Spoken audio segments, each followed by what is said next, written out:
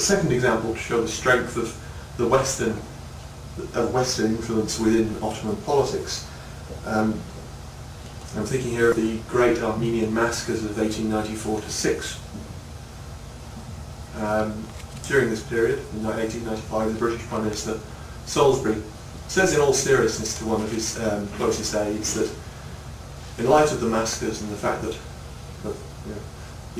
further evidence of the victimisation of the Armenians within the Ottoman Empire, the British ambassador at Istanbul should be advised that a change of sultan might be a desirable expedient. Now this is very significant, isn't it? I mean, Britain by that point is actually not in a position to influence that sort of thing, but the very fact that this is already sort of passed into British Parliament, so you can talk about changing a sultan with a snap of your fingers, is a very significant indicator of the sense of the power differential between the European powers and the Ottoman Empire. So that is the background to me talking about what I would call the co-responsibility at some level of the great powers in the changing dynamic that leads to genocide. Now I need to be clear about this because quite obviously the perpetrators of genocide is the late Ottoman elite, the Committee of Union and Progress, which comes to power in 1908, and some of the organs of the Ottoman state. These are the perpetrators with whom criminal responsibility, legal responsibility lies. And I would differentiate between that sort of responsibility, which lies entirely with the late Ottoman elite, that sort of responsibility on one hand, and on the other hand what you might call the broader ambit of historical responsibility. And this is where I think we can start to talk about the four great powers, or the three great powers on whom I'm going to particularly focus today, Britain, Russia and Germany, all playing a part in the exacerbation of state-minority relations in the late Ottoman Empire. The reason I think it's important to focus upon the culpability of these powers is because I think when one's looking at the complex interaction and causation of historical events, it's important to remember that morality, as it were, guilt, is not some sort of finite quantity. It's not some quantity which has to be subtracted from one party and the extent it's added to another. The guilt of the Committee of Union and Progress is not diminished by reference to the responsibility of other parties. There's no finite quantity to guilt and responsibility in that sense. And I think the most important piece of evidence, and really the building block of today's lecture, would be the observation that with the greater influence that the great powers have in Ottoman affairs through the 19th century, particularly towards the end of the 19th century, there's a real coincidence of the great powers' interest in the Armenian question and the exacerbation of the Ottoman Armenian dynamic. The Ottoman state only becomes murderous of Armenians on a large scale in the aftermath of what we might call the internationalization of the Armenian question at the Treaty of Berlin in 1878. I think this is really a seminal moment in late Ottoman history. It's only after that question, only after the Armenian question has been brought to the international table, Armenians are mentioned in that capacity for the first time in an international treaty, that we start to see real suspicion of the state towards the Armenian community itself.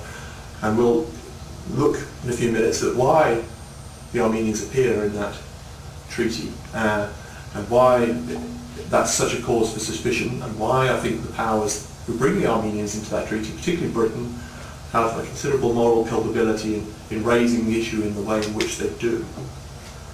So it's, I think really the focus of this paper is on what you might call the internationalization of the Armenian question and aspects pursuant to that, and how the genocide developed out of that partly, in part, and how that idea of interaction between Armenians, the Ottoman state and the great powers goes on through the genocide period and into the aftermath of the genocide period to also shape the politics of denial. So really, the first part of my paper will concern the interaction between Britain and Russia, the most important external powers in the arbitration of the Armenian question for most of the 19th century. Then I'll look a little bit more briefly at Germany, the third power that becomes influential in the Armenian question at the very end of the 19th century and through the First World War itself. And then I'll look at the United States and the way that American Near Eastern agendas fit into the pattern already established by Britain and Russia and by Germany. It bears repeating that none of these powers really should be thought of as being pro-Ottoman, pro-Turkish, or pro-Armenian.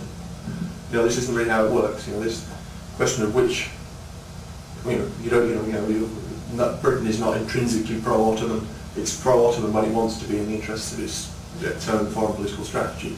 Likewise, whenever Armenians in some sense are favoured by the great powers, that's purely an instrumentality also. So we need to get out of our minds, I think, the idea that certain states are intrinsically pro-Turkish and certain states are intrinsically pro-Armenian. This is just not true.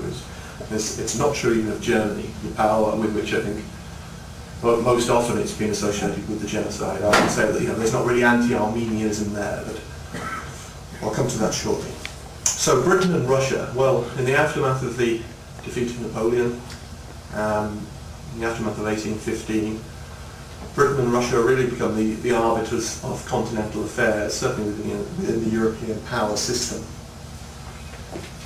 One can think, I think, of a political competition. For the purposes of this lecture, the most important aspect of that political competition, geopolitical competition, concerns Central Asia, particularly the land routes to India. Britain, with dominion in India, ever concerned about the land routes to India. The Russian Empire expanding southwards and eastwards at a huge rate throughout the 19th century, inevitably coming into conflict with British communication routes to India, through Persia, through Central Asia.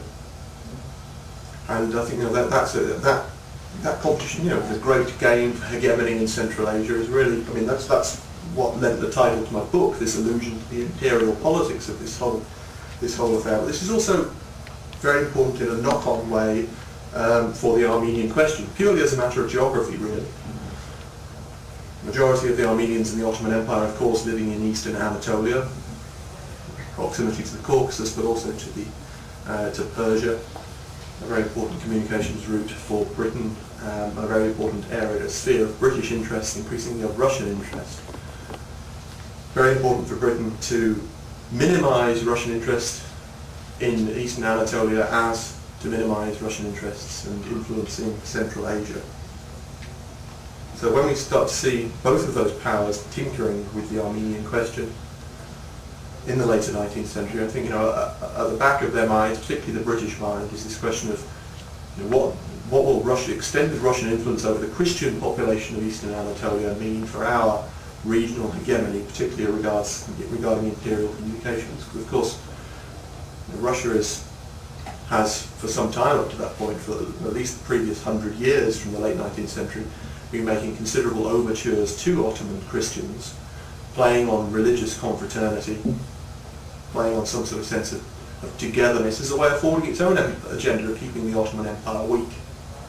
Whether that be appealing to Orthodox Christians in the Balkans, stimulating Christian secessionist nationalism in the Balkans, or appealing to Armenian sentiment in eastern Anatolia, as a way of keeping the Ottoman. That's one of the more famous Russian statesmen. I think it may have been Sergei Sazonov, the foreign minister around the First World War period, said that having a weak, enfeebled Russia as a neighbour was the next best thing to having no neighbour at all.